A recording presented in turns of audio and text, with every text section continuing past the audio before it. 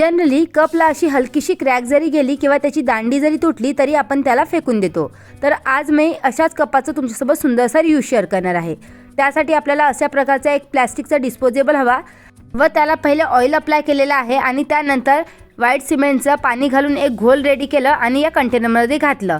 त्यानंतर त्यामध्ये जो फुटलेला कप आहे तो ठेवायचा आहे आणि व्यवस्थित एक दिवस सुकू द्यायचा आहे। वरच्या साईडला 2 स्टिक देखील मी इन्सर्ट केलेले आहे जेणेकरून त्यामध्ये दोरी लटकवता येईल। आणि हा आपला मस्त एक सुंदरसा प्लांटर रेडी आहे। तर याला मी डेकोरेट केलेला आहे। जो फेविक्रिलचा मोल्डेड क्ले येतो ना त्यापासून मी यावर एक सनफ्लावर ड्रॉ केलेला आहे। तुम्ही वाटेल तर तुमच्या आवडीनुसार कुठलीही डिझाइन काढून याला डेकोरेट करू शकता।